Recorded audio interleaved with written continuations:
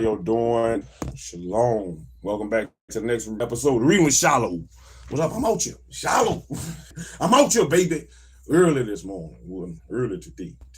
How y'all doing? How y'all feeling? What's going on? All praises for being allowed to open your eyes today. Hear, speak, feel, move around today. Think today.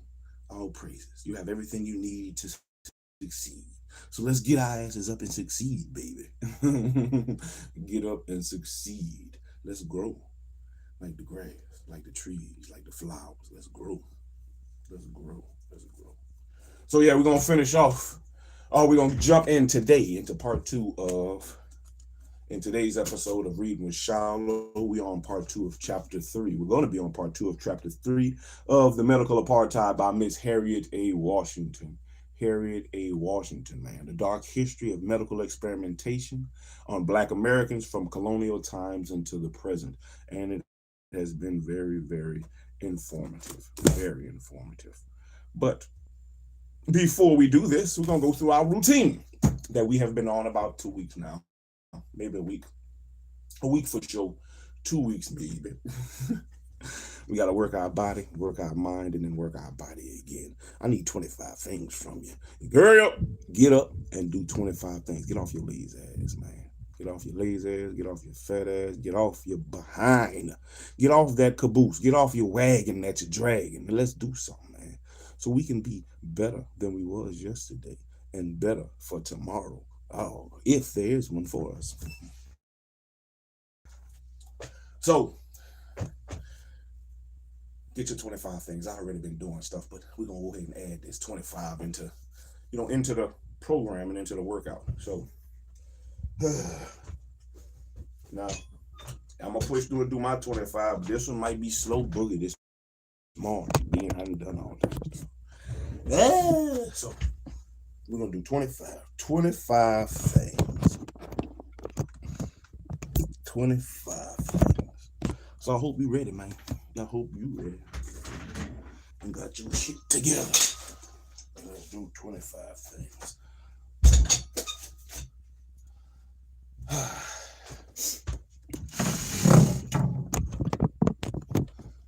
Let's see. 25.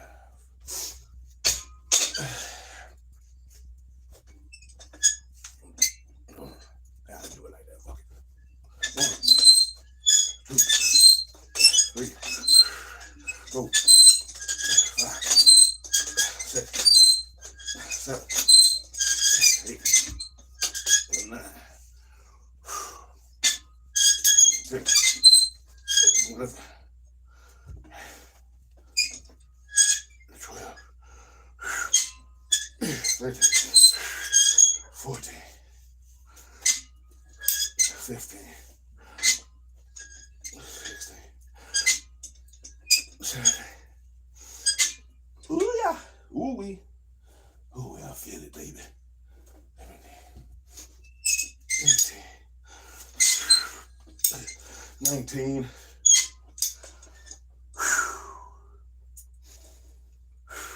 19,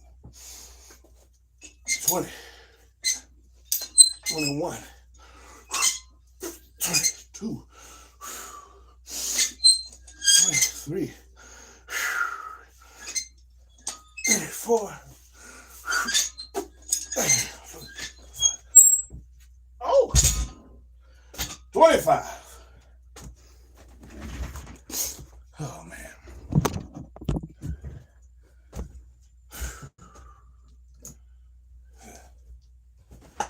25.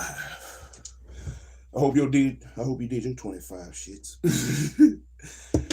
Whatever it may be. Put your 25 in, man. Don't cheat your body, man.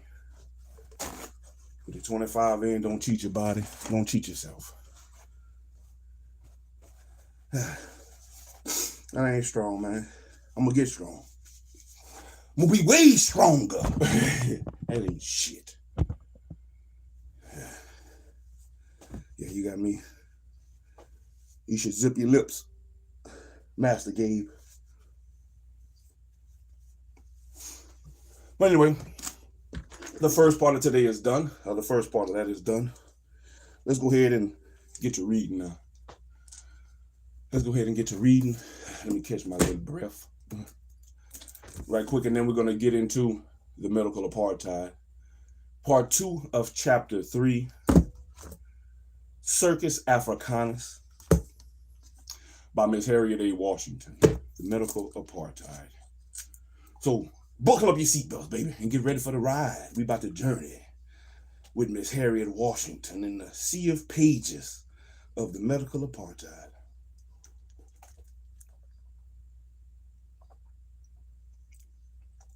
You can sneak into my room all you want, Master Glade. Come on in here if you want to. I'm going to show you what I'm going to do to people who sneak in my house. Yeah, I'm going to show you what I'm going to do to people who sneak in my shit.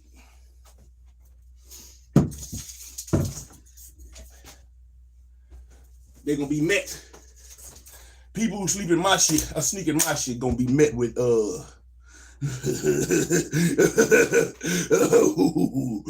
I got one in the tank.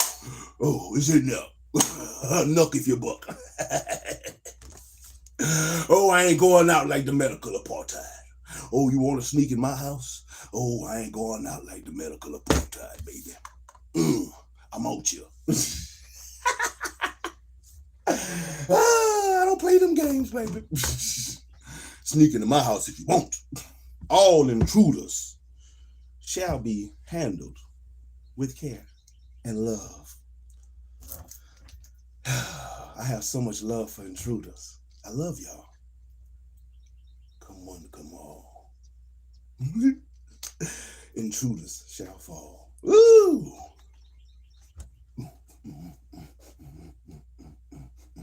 But anyway, let me put my intruder repellent over there. Nah, I ain't gonna thank you, my boy. But anyway, you trying to do me like Dr. Sims did them people, like Dr. Sims and them did them people in the medical apartheid, man. You do evil experimentations on me, man. I don't trust you. I don't trust you, Master Gabe.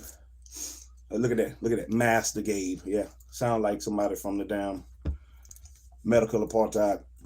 But anyway, we're not gonna let Master Gabe get his ass tore up and derail the thing. Medical apartheid, Harriet A. Washington. Circus Africanus. We had read about Miss Bartman yesterday, who and multiple people, Banga, Ota Banga, Miss Bartman, and there's a couple of slaves and people, so-called African Americans, who they took and put in zoos, like the Brooklyn Zoo, they also with the Waldorf Astoria was another place that they had made the first woman's hospital, and today it's a Waldorf Astoria, a hotel.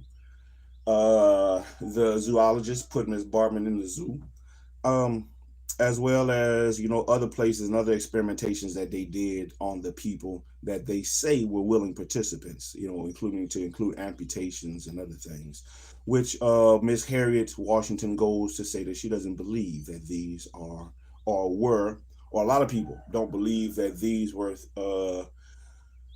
experiments that the participants of the experiments partook in willingly.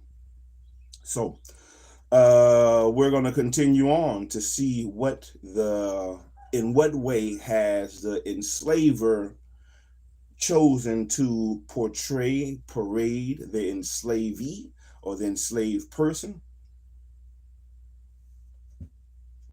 and continue to see the things that they have perpetuated and still perpetuate today. It's still the same stuff.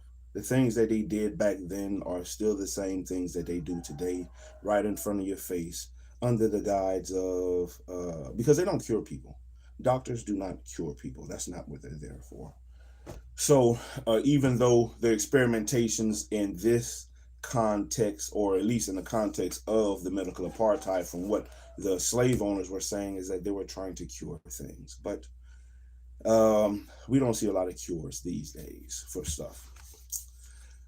Circus Africanus. Dissecting History, Joyce Heth. Joyce Heth. No discussion of racialized American circus hucksterism can ignore the legendary P.T. Barnum, who exhibited many blacks. And in 1835, however, Barnum was just a 25-year-old bankrupt eking out a living in a New York City dry goods store.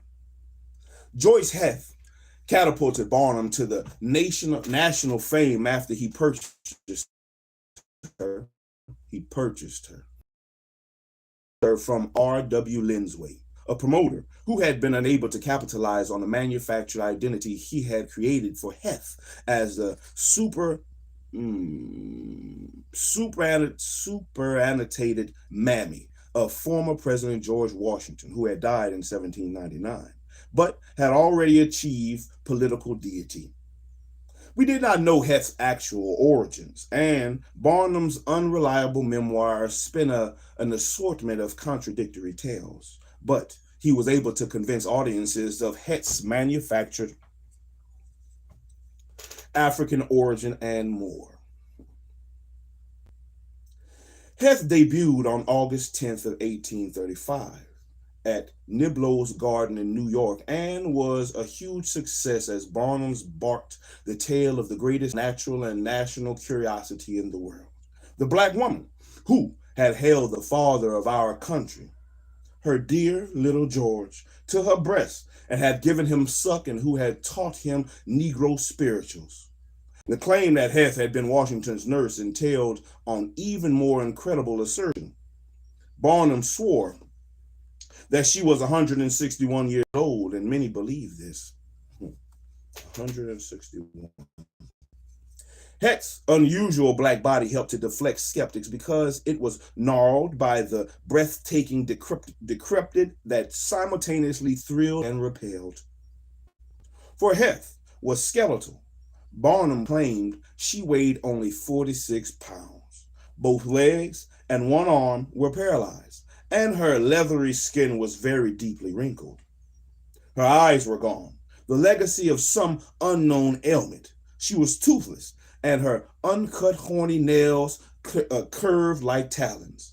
Confronted with this grotesque sight, even lay spectators indulged in her medical gaze, touching her systematically, feeling the depth of her wrinkles, and taking her pulse. Their descriptions constantly identified Heth both with African and with death. Indeed, she was a mere skeleton covered with skin, and her whole appearance very much resembles a mummy of the days of the pharaohs, taken entire from the tombs of the catacombs of Egypt, declaimed one pseudonymous eyewitness. Even newspapers that avidly covered Heth's subsequent 7 months of appearances throughout the southern and mid-Atlantic states gravely discussed the merits of her claim to longevity, and some mused on its medical significance. The Evening Star, for example, averred that such longevity of Heth enjoyed was rare among northern blacks, but common in the South, their native habitat. That the sensationalistic penny press should have devoted articles to the fantastic debate is unsurprising, but so did sixpenny Whig papers that were usually inclined to greater sophistication and skepticism. But because many viewers refused to believe she was really 161 years old, Barnum announced that upon her death, she would be publicly autopsied by a physician to determine whether she was a hoax. And of course, Barnum knew she was a hoax because she was his hoax. The voice spinning the fictional history was his.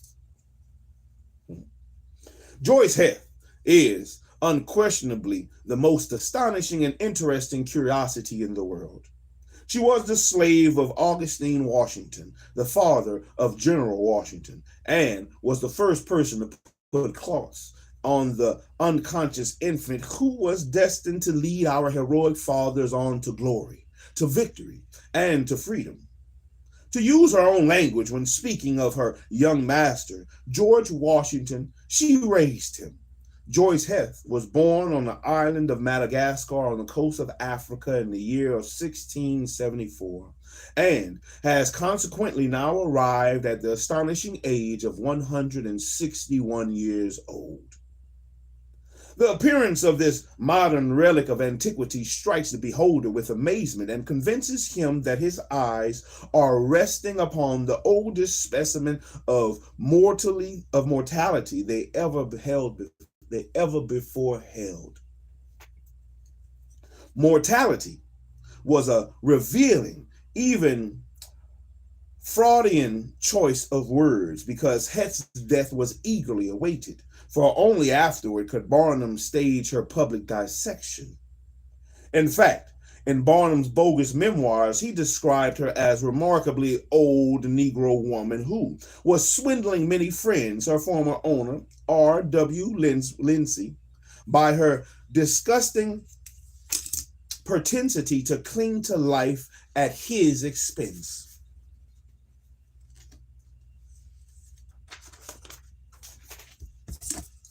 Heth died the next year, on February 9th, 1836, and Barnum at first confirmed his belief that Het's incredible age, but he soon announced that he had arranged for an autopsy in order to produce a scientific determination of the truth. Heth guaranteed Barnum's fame and fortune when he commissioned New York City surgeon David L. Rogers, M.D., to dissect her publicly, a spectacle for which he sold 50-cent tickets. On February 25th, 1836, 1,500 spectators crowded the New York City saloon, the saloon. Everybody got drinks in their hand. Cut that bitch! Cut her open! Do it now!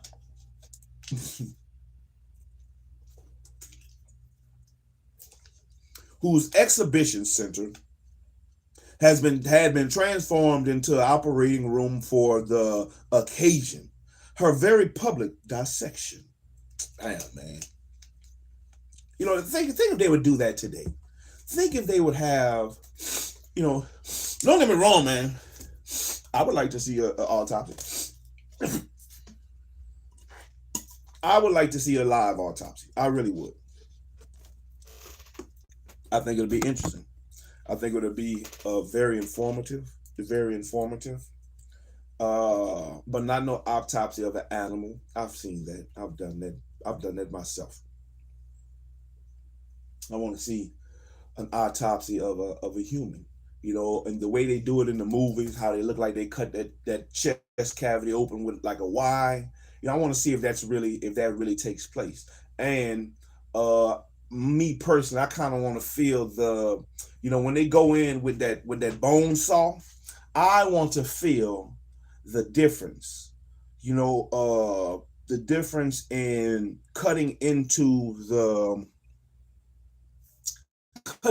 bone with the bone saw compared to say cutting into some wood with a circular saw, which I have, and I do that regularly. So, you know, I want to feel if there's, like in my mind, is there a resistance? Is there, when I'm running that circular saw, sometime when I run across a burl maybe, or even a knot, when I get to that knot, oh man, I might meet a little resistance, a little extra friction and traction. So I wonder if the bone saw puts up the same type of resistance and retraction from the bone. Has a person ever done that? I would love to see the things first off, because there's so many things that they show us in pictures that you can't really know whether or not it is true or not. Has it been, in these days, AI is available, and has it been tampered with or edited? So I would love to see certain things, you know, right up. For my scientific, you know, since it's a scientific thing, I would like to see it for myself.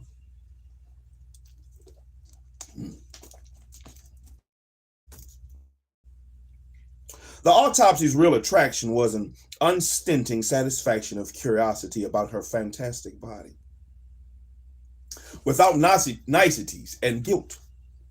After all, one had paid for the privilege of vicariously participating in this scientific investigation. And 40 years earlier, Charles Caldwell's examination of Henry Moss's racial distinctiveness had been supposedly voluntary, restrained, private, and non-invasive. However, Het's was a bloody invasive circus, and no one even asked whether she had consented. Yeah. As historian Bernard Race has noted, this important performance was both a titillating public entertainment and a pivotal scientific event that prefigured the dissections that would soon be commonplace with the bodies of African Americans. In the end, Roger declared that Heth was a fraud because despite her physical disabilities, her relatively clear cardiac arteries proved that she could have been no more than 80 years old, and Barnum reacted with an assertive of bold hoaxes. He visited New York Herald editor James Gordon Bennett to claim that the autopsy had been performed not upon Joyce Heth, but upon an aged black Harlemite named Aunt Nellie. Barnum assured the Herald's editors that Heth was actually alive and well and being readied for the European tour.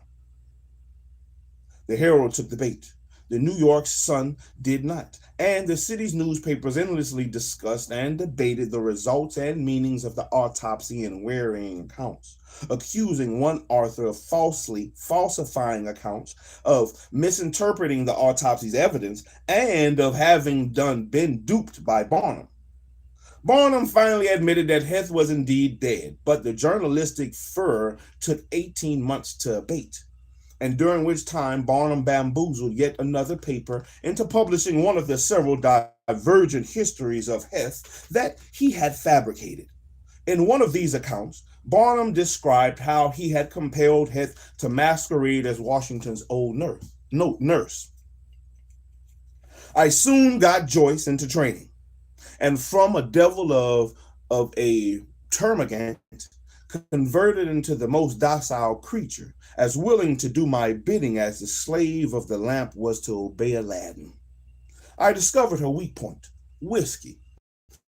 Her old master, of course, would indulge in an old bedridden creature in such luxury, and for a drop of it, I found I could mold her to anything. Man, how many women today still would be molded into anything for a drop of that? Yes, sir. Whiskey, Casamigos, or whatever else. Oh, I love you, my son. Oh, let me squeeze you. Oh. Well, I saw her pull it like this. Whatever the other one did. As for somebody who want to sneak into my house, I'm going to bust them in the head. Head buster.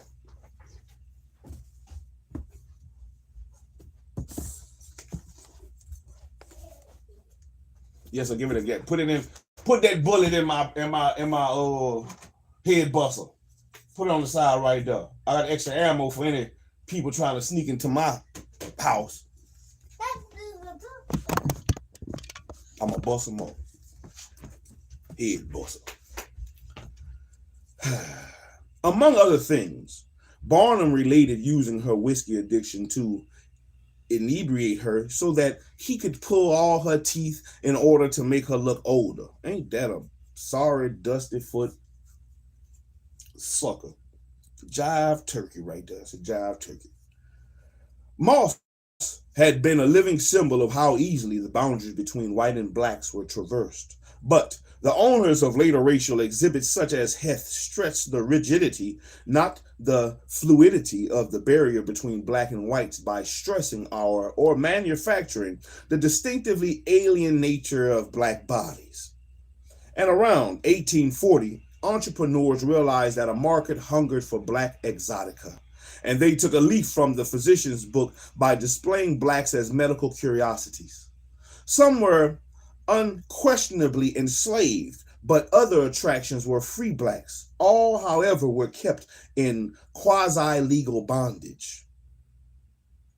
A few Black Barnum attractions had no especially racial component, such as Madame Abama, a 7'9" African giantess, Nee Ella Williams, a former domestic from Eastover, South Carolina, or the enslaved Siamese twins known as Millie Christine, the two-headed girl.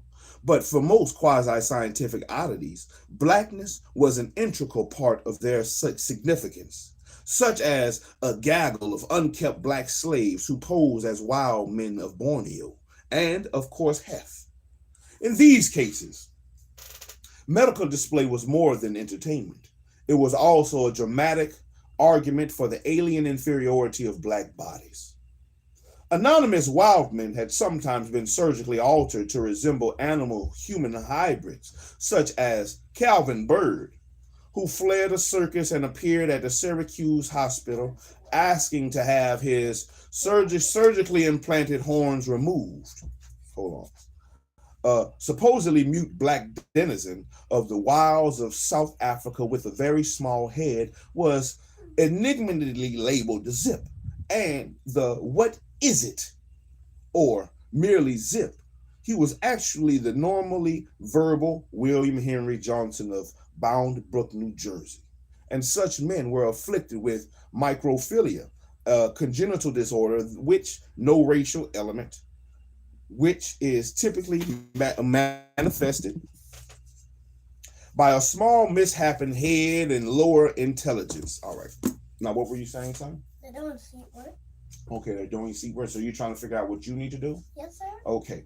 So get your book, your Writing with Phonics book, the one that you write your stuff in, and do the next 2 pages, 4 pages, next 4 pages, 2 pages front and back. It'll be 4 pages. So whatever page you're on, do, let's say you're on 78, do 78, 79, 80, and 81. Understand? Yes, sir. But you need to figure out. Matter of fact, go get it. Go get it from me now and look at it. Yes, sir. Go get the one that you think I'm talking about, and we'll look at it, and then I'll tell you what to do. However, according to their exhibit placards, the carnival barkers, they represented the typical subhuman inhabitants of obscure African lands, some of whom did not enjoy the power of speech. And circuses also displayed blacks who disfigured medical conditions such as elephantitis. This parasitic infection blocks the circulation of lymph, causing lymphedema, in which affected limbs and digits swell to monstrous sizes.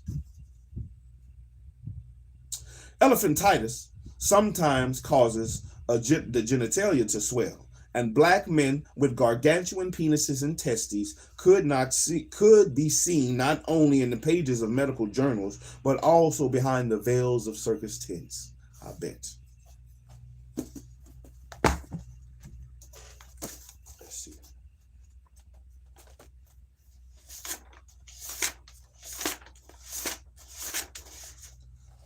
Ooh, that writing needs to be better, son. You need to take your time. Take your time with your writing.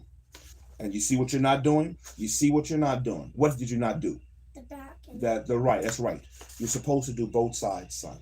The front and the back. Always do the front and the back. That's correct. The front and the back. So now, instead of 4 pages, you have to do 5 pages today. Okay. So you're going to finish what you did not finish, which is page 80. You're going to do page 80. If you want to, after you finish doing page 80, you can color this if you want. If you want. You don't have to. But if you want to, you can. So finish page 80. We're going to do 80. 81. Don't forget, write your name and do it correctly. Take your time when you're doing this. 80, 81, 82, 83, and 84 is what you're going to do. What pages are you going to do? 80, 81, 82, 83, 84. Yes, sir. 80, 81, 82, 83, and page 84. Now, take your time and do it. Make sure you're doing what? Straight lines. Straight lines. Don't go where you're not supposed to be, because I'm going to make you do it over. If you make a mistake, what should you do? Erase it. Erase it, correct it then. Don't wait till later, because if I see it and it needs to be corrected, I'm going to make you correct it. You need to erase it. Do it correct the first time. If you do it correctly the first time, then you only need to do it one time, and you could be finished with your stuff immediately and quickly. But if you mess up and you have to keep doing it over and over again, it's going to be on you how long it takes you. So what should you do? Get it right. That's it. The first time, take your time and do it correctly the first time. So that way you don't have to do it over and over again, because that's going to be determined by you, son. By you. Okay. Make sure, do not go in the basement if you don't belong in the basement. Do not go outside of the house lines if you don't belong outside of there. The only thing that should belong outside of the house lines is your apostrophe that is in your name. Understood? Yes, sir. Okay. So 80, 81, 82, 83, and 84. Front and back. Front and back. Front and back. That's correct, sir. Front and back. So once you have done this, then we'll move on to the next one. Bring it to me so I can check it and make sure that you have done it correctly, and then you can correct whatever you have not done correctly. But I know what you got. I know what you can do. I know that you can do it correctly the first time. I know that I shouldn't have to help you or make you do anything over, because you have all that you need to succeed, son. Do you have all that you need to succeed? Yes, sir. That's right, you do. You are awake. You can see. You can hear. You can speak. You can smell. You can feel. You can think. You can walk, and you can talk, son. So you have everything that you need to succeed today. So take your time, use your mind, and succeed. Bam! There you go, son. 81st.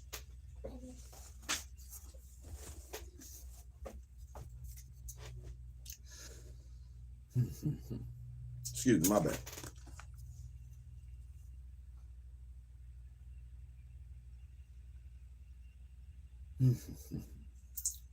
Blind Tom, a black mathematical prodigy, was exhibited by his physician owner for years and became famous for his ability to make fiendishly complex calculations more rapidly and exactly than the scholars of his time.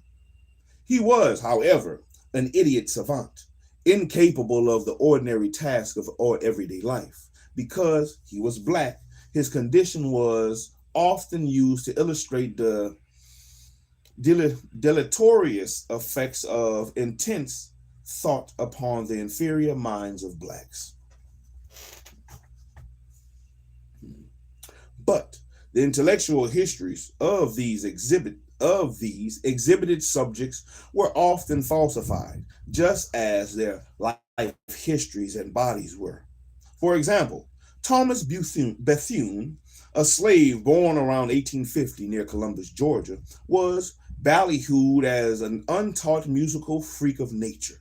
Actually, Bethune was a trained musical prodigy who gave piano concerts throughout the South as a child and had performed for President James Buchanan at age 8. We had a President James Buchanan. Buchanan. Look how I say this shit. We had a president still. We had a President James Buchanan. Buchanan. Oh, I thought I was reading the Bible. Sound like one of them people, King David, one of King David's mighty men. Bakunan from the Chelethites.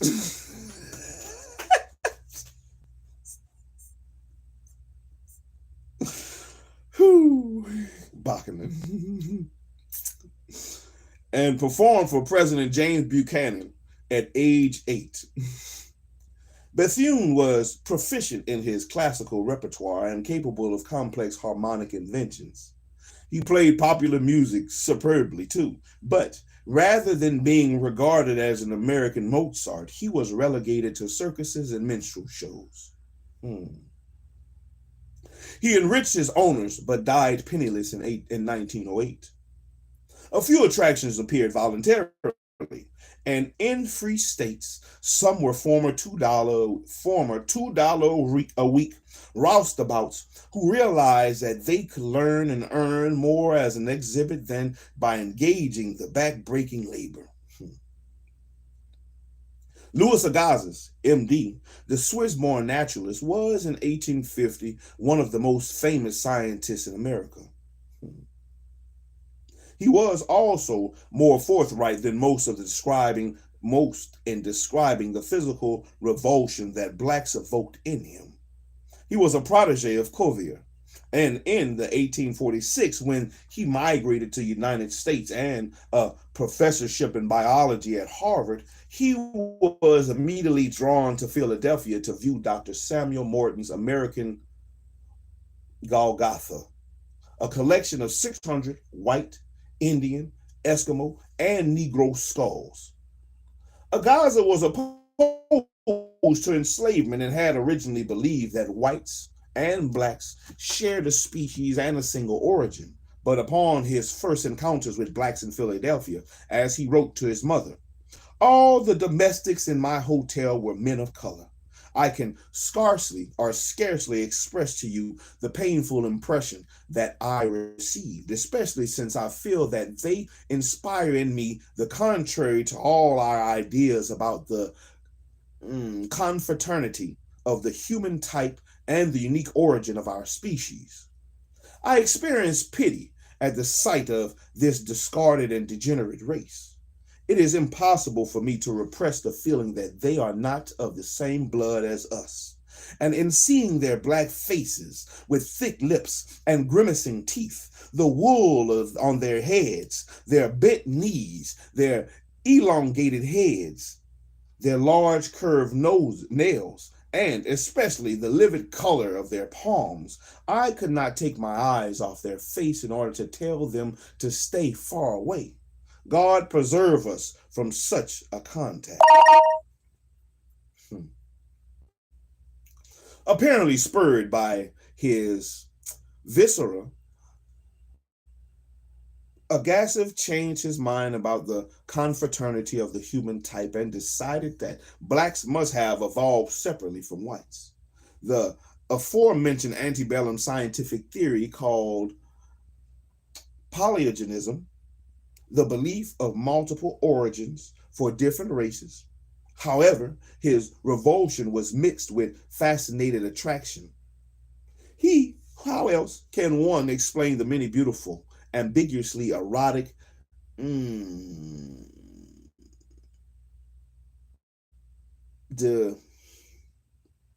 daguerreotype? I know I'm pronouncing that wrong too. I know I'm pronouncing that wrong. I just know it. Where's my daguerreotype?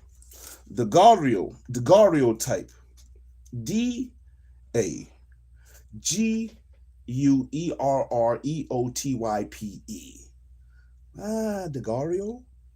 Daguerreotype. Man, daguerreo. This at these times are the times when, I don't like to use Google for, but these are the times when I would like to use the Google pronunciation, just so I could have the correct pronunciation of certain words like this. But the daguerreotype images Agassiz had made in nude and half-nude African Americans in Columbia, South Carolina in 1850. Let me see if it's in here. Daguerreo. DA. Dead and representing South side on the map, and we ain't missing DA. Dead end representing DA, DAG, DAG, DAG, DAG, DAG, the God, the dagger is not in here. Let's see if it's in this one. The Guardio type. DA.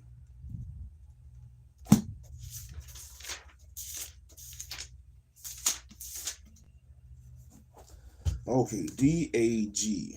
DAG. DAG. UERREOTYPE. DAG. It's in here and it's already damn been marked. So that means I've come across it before. Daguerreotype. A photograph produced on a silver or silver covered copper plate. Also the process of producing such photographs. Daguerreotype. And there's a daguerreotypist, daguerreotypy, daguerreotype. An old photograph produced on a silver or silver covered copper plate. Daguerreotype.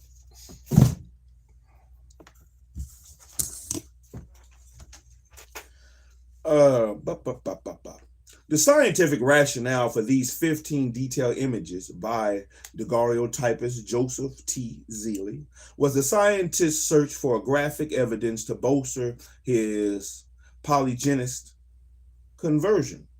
The silver daguerreotype plates included frontal and side views of 7 Southern slaves, both men and women, and these did emphasize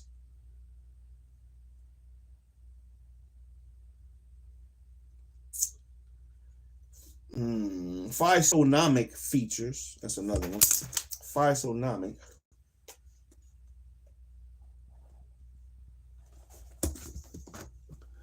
Let me write that one down. Physiognomic. PHYSIOGNOMIC.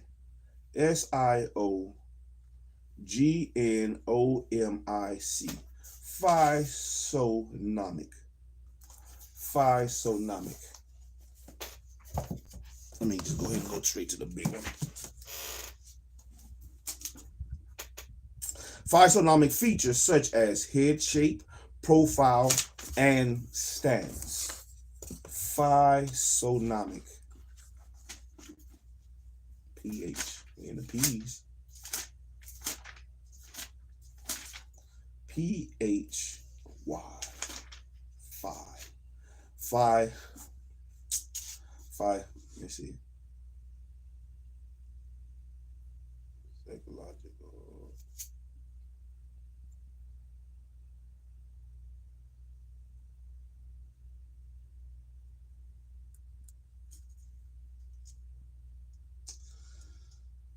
Sociological.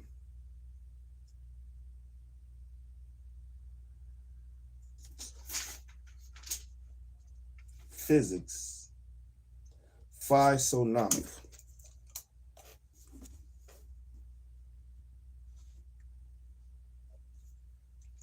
Physiognomics of relating to the characteristic of physiognomy. Physiognomy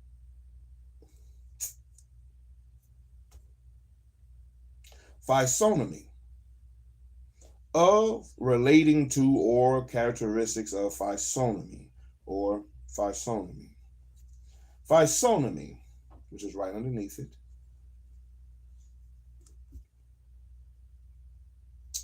Physique, appearance.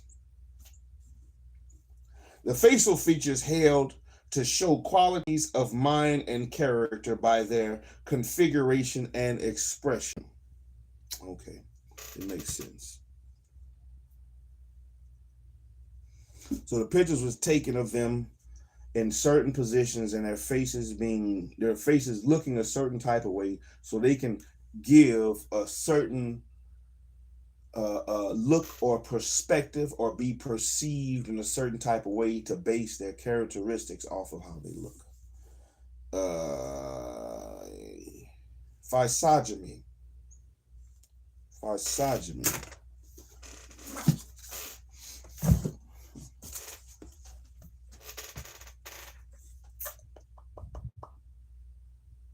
However, these images also pay tribute to an undeniable beauty and celebrates the very bodies Agassiz decreed as bestial.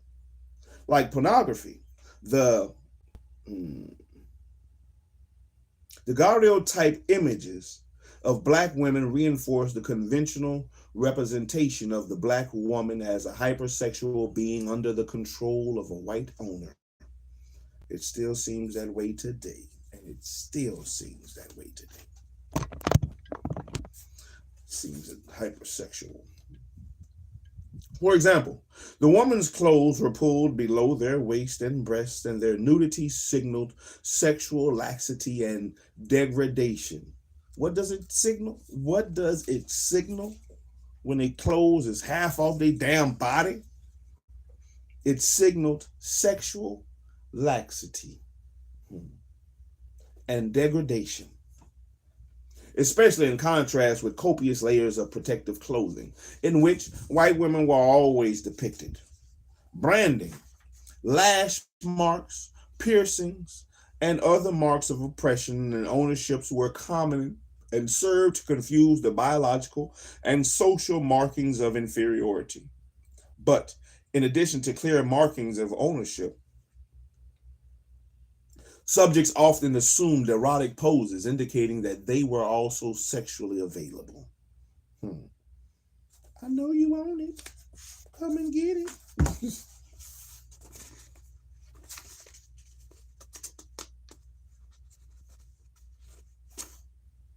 We're almost to a stopping point.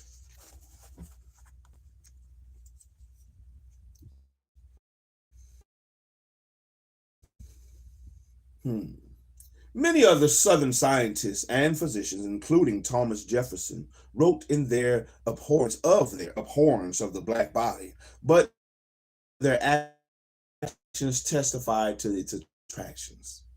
Some of the sexual relationships with their black slaves and mistresses. Their concept of the Negro freak encapsulated simultaneous feelings of revulsion and attraction. And being men of science, they medicalized these feelings. In 1908, the New York Medical Journal observed, the most civilized countries, there are now enacted laws forbidding public exhibition of monsters and revolting deformities. The genuine luscious nature, the trick of nature, is, however, always a valuable subject of study for the scientific physician, which many add to our knowledge of development of normal types and may possibly illuminate many difficult and obscure problems of pathology. Thus, scientists justified in themselves the fascination they condemned in others, casting their own fascination with the black body as a medically important entity that represented the boundary between normal and abnormal, healthy and pathological, human and subhuman, and sometimes between black and white. But not just any black body, for exhibits the normal bodies of healthy American blacks would not do. Exotica sold, particularly bodies with grotesque anomalies and malformations. Scientists invested heavily in public displays too. They desired evidence to sell the larger American public on medical lies, racial inferiority theories that were already well entrenched in the slaveholding South. Many scientists who were enamored of Charles Darwin's 1859 theory that posited how apes and men sprang from a common ancestor also believed in an embellishment that a continuous chain of evolution linked apes and men, and that scientists swarmed Africa in search of the candidate subhumans. They found them and displayed them to the world. World's fairs were designed to present the exotic, to evoke wonder, and to hail scientific progress. And scientists at the 1904 St. Louis World Fair attempted to entrance in a manner that was eccentric even for this celebration of the unusual. The fair's anthropology wing shall showcase hundreds of strange persons in the World Congress of Races who had been collected from around the world and were displayed in their natural habitats, simulating villages and huts housed Ingrats and Negritos from Southeast Asia, and as well as the Malayans, Senegalese, the Pygmies, and the Native Americans. These represented the human spoils of Western forced expansion into Africa. That's a good way of putting it. That is definitely a good way of putting it. These represent the human spoils of Western forced expansion into Africa, Asia, and other parts of the third world. This human zoo of colonialism presented Westerners with dark-skinned savages as trophies of conquest and objects of scientific wonder. These people were displayed in St. Louis for the same ultimate purpose that Columbus had imported entire Native American villages to Europe. Columbus wished to show Queen Isabella where her money had gone and what peoples the Empire of Spain now encompassed.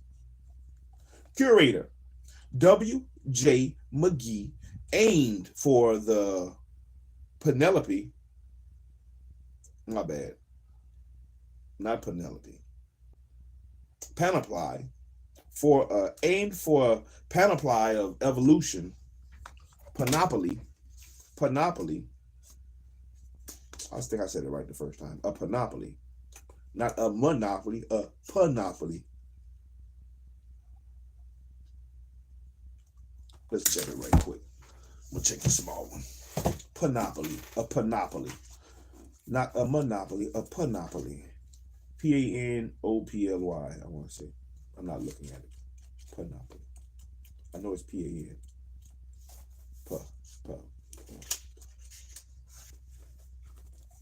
Panop.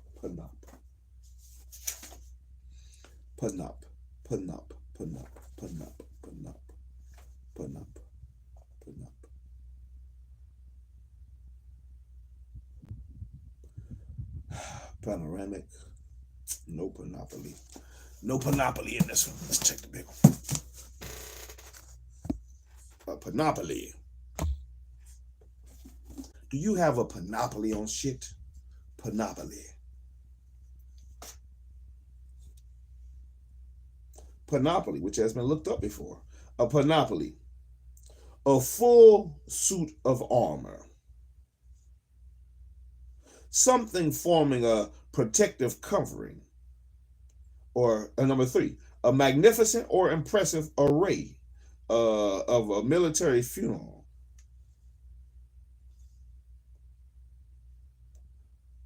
A panoply. Curator W.J. McGee aimed for a panoply of evolution. Aimed for a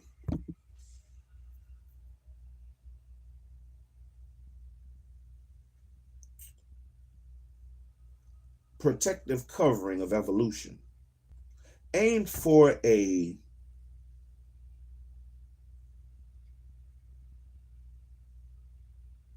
magnificent or impressive array of evolution. A panoply. Curator W.G. or W.J. McGee aimed for a panoply of evolution that was exhaustively scientific from the highest to the lowest forms of man. Accordingly, The darkest blacks from the lowest known culture were contrasted to the dominant whites of man's highest culmination. The St. Louis the St. Louis Post Dispatch proclaimed for the World's Fair. Amazing Dorgo Valley to be seen in St. Louis. Some red, some black. They antedate the Negro of Equatorial Africa, who boldly attack elephants with tiny lances, bows, and arrows. Another group of strange persons was found in abundance amid the huts, adobes, and teepees, and psychologists. For the World's Congress of Races was also a huge testing site, and Columbia University's Dr. R.S. Woodworth led researchers in administering a battery of psychometric and anthropometric examinations to 1,100 exotics. 4 pygmies were among the exhibition, and rudimentary intelligence tests were administered to help quantify how far below whites they fell on the intellectual scales. These exhibited test subjects must have had names, but only one name has survived, Ota Banga. However, not every believer in the distinctive black physiology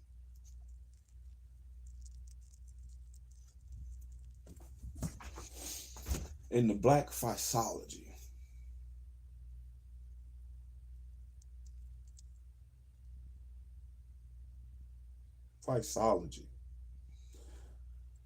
However, not every believer in a distinctive black physiology was a racist who wished to prove blacks innately and irrevocably inferior. Like African American scientists, some 18th and 19th century white physicians and statesmen worked to promulgate the belief that one could look different and yet not be inferior. So did abolitionists and journalist Frederick Douglass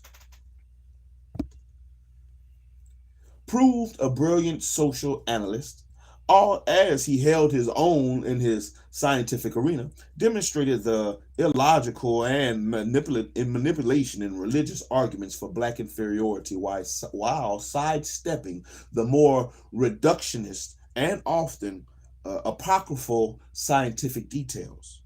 For example, he lashed the Gordian knot and of comparative physiogamy.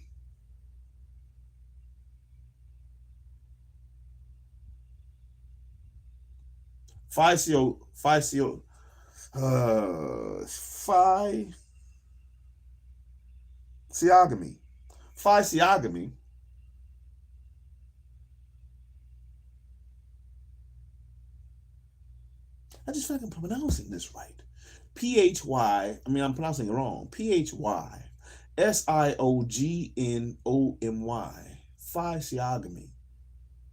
I've never heard of that. It just sounds off.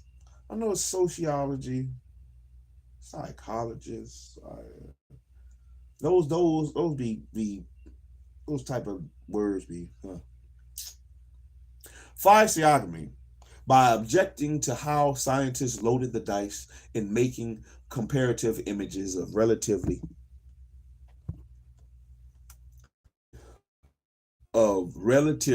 unattractive black subjects and usually attractive whites with perfect Grecian profiles. It is fashionable now in our land to exaggerate the differences between the Negro and the European.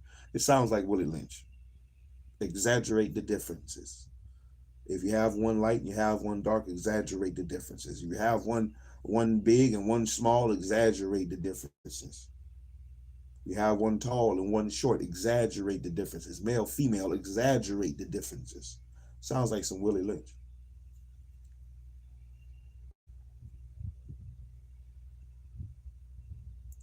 The phrenologists or naturalists will invariably present the highest type of the European and the lowest types of the Negro. If the very best type of the European is always presented, I insist that injustice in all such works demands that the very best type of the Negro should be taken. The importance of this criticism may not be apparent to all. To the black man, it is very apparent. And James McCune Smith, MD, was another important critic. This brilliant African-American physician and statistical scientist was superbly equipped to refute the scientific racists on their own ground, and did so regularly.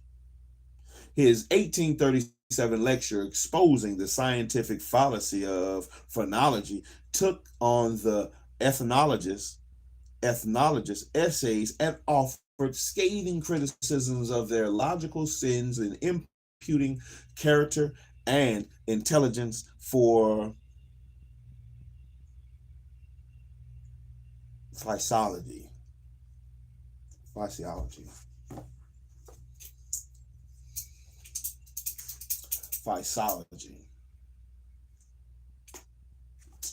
Let me look this dumb shit up. I feel like I'm pronouncing this shit wrong. I'm pronouncing it wrong. Physiology. And we're going to stop there anyway. We're to a stopping point. We're to a stopping point right now. We still have a couple of pages left. 1, 2. We got 3 pages. We got 3 pages.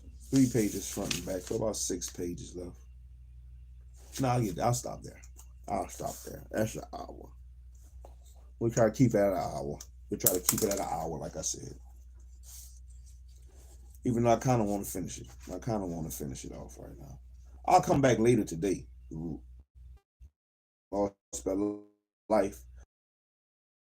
I'll come back later on tonight. There's only 3 pages, so I'll finish off them 3 pages later on today. But I'm going to try to keep it to an hour, like I said, though. But let's look up this word. What was that word? P-H-Y. Phi. S-I-O-L-O-G-Y. Physiology. Physiology. Physiology.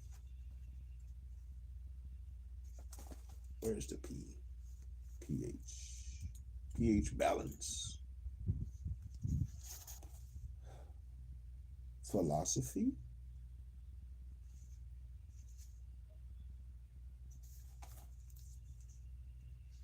Physiology. I am pronouncing it right. Physiology.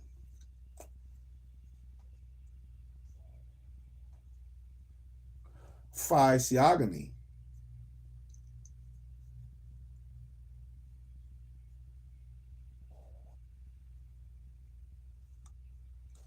No wonder I am pronouncing it wrong. Physiology, not phi. Physiology, physician, physicist, physics, physiogeny, physiogeny,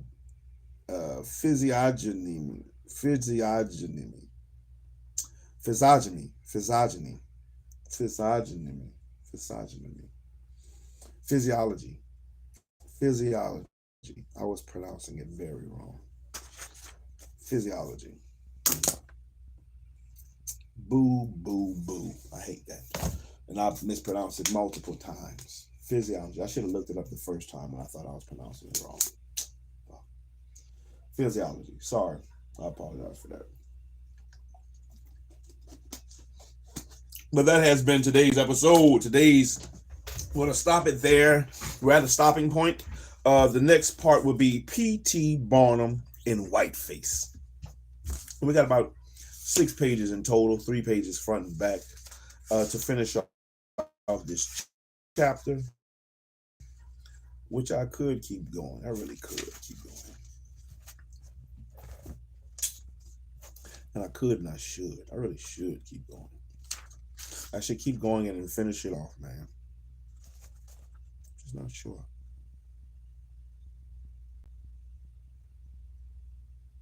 I'll stop there. I'll stop. We still got other stuff to do. I still got to help with homeschool. I got other things to do.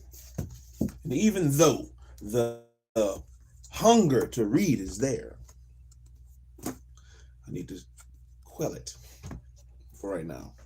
So that has been today's session and today's episode of Reading with Shiloh, The Medical Apartheid by Miss Harriet A. Washington, The Dark History of Medical Experimentation on Black Americans from Colonial Times until the Present. We're in Chapter 3, The Circus Africanus, and that was Part 2. We'll have a Part 3 later on to finish Chapter 3 and head to Chapter 4, which will be The Surgical Theater, Black Bodies in the Antebellum Clinic. Ooh, man. Miss Harriet Washington is doing a wonderful job. She's definitely doing a wonderful job of keeping me intrigued and keeping me wanting to know and read more, which I like. And I don't find many books do that for me. Or at least I haven't found that many books did that for me, which is why I wasn't I didn't read much. But now that I'm older, it seems to be doing its thing. And the interest is there, and I love it. I love that the interest is there for me to read, to want to read. So I am reading to become better, one page at a time, one book at a time, till we see what can we learn and grow from in each of these things to apply to our daily lives, man, to help us succeed, because we have all that we need to succeed. I have all that I need to succeed, and you watching have all that you need to succeed. We just need to do so. We just need to do so. Get off your ass and succeed. Now, succeeding looks different to everybody. Don't get me wrong. Succession or the success of your life, looks different. But you still have the ability to do so, to succeed. You have it. You have the ability. Get off your ass. Stop making excuses. Don't put off the things that you don't put off today. Don't put off till tomorrow the things that you can do today. You have the ability to succeed. Do it and leave room for tomorrow for new things to do, and do it. Work our bodies, work your mind, work your body, because you're going to need both. You will need both. There are troubling times that we're in, and even more troubling times at hand to come. So you're going to need both your body strong and your mental strong. You need your spiritual strong too, but your body and your mental will need to be strong. You need to prepare yourself. So that's what I'm doing. We're going to keep reading. We're going to keep pushing. We're going to keep preparing ourselves, man, and becoming better. Better us's. The better image of us, of me, of you. Let's do it. And the things that I'm doing, I know y'all see my sons coming in here, and they want hugs and fist bumps, and they just want to see what I'm doing and just say things to me. But the main thing is for them to see me doing multiple things. All the things that I may go live or put videos or shorts or stuff like that up is partially, one of the main things is so my sons can have the images of their father doing so they want to imitate it. They want to imitate daddy's reading. So let me read. Daddy's shooting the bow. Let me learn how to shoot the bow. Daddy fishes. Let me learn how to fish. Daddy hunts. Let me learn. Daddy's in the garden. Let me be in the garden. Daddy's building stuff. Let me build, or let me learn how to do so. The way I talk to them, or the way I try to talk to them, to keep a certain type of tone with them, a certain type of I love you, but I'm serious with them. To become better in all aspects.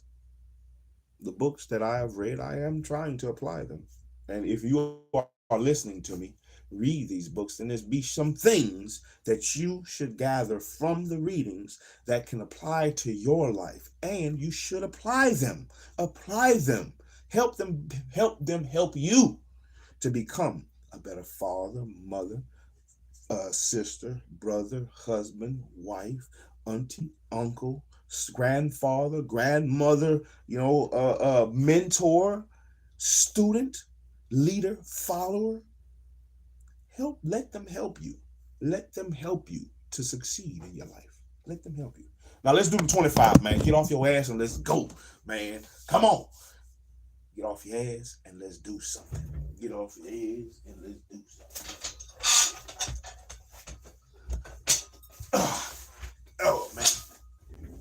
Let's get 25. 25 things. I did 25 other stuff earlier. We're going to do 25 more now. 1, 2, 3, 4, 5, 6, 7, 8, 9, 10.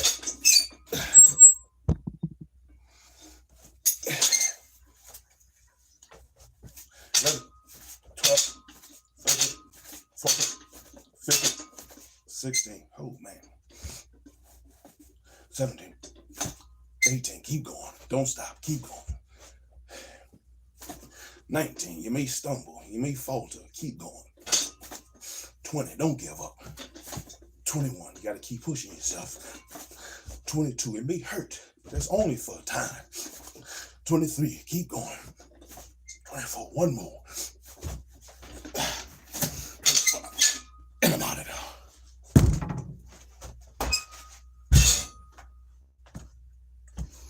25 things. 25 lighters on my dresser. Yes, sir. All right. 25 to start. Read. 25 to end. And we are complete. We have come to the completion of this episode of Reading with Shiloh, man. I appreciate everybody who rock with me. Thank you for liking, commenting, subscribing. Thank you for even showing up and lending an ear, lending your gaze. Let's continue to grow. I'm about 200 short. We're on our way to 1,000 subscribers. Let's keep pushing. Let's keep pushing. At 1,000 subscribers, oh man, I can make some things happen. We're going to keep pushing on. We're going to keep pushing. One day at a time, one day at a time, one book at a time, man. One episode at a time, one reading at a time, one page at a time, man. One precept at a time, one paragraph at a time. Whew, here a little, there a little, man, until we find what we can learn and grow from in any of these books that we pick up, that we happen to journey through the sea of pages in them. I'm Captain SHILO. Shiloheimer, destroyer of worlds. And I'm trying to bring that bullshit ass world in your mind to crumbles as we read book after book. Because they say if you want to hide something from a nigga, put it in the book. Let's see the treasures they hid from us. Let's see the atrocities that they hid from us. Let's see the beauty that they hid from us. Medical Apartheid by Harriet A. Washington. Come back next time, man. We'll finish off chapter 3. Chapter 3, Circus Africanus.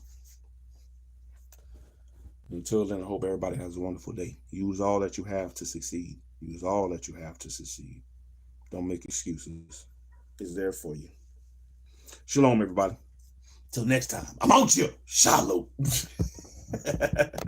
I'm out here, baby.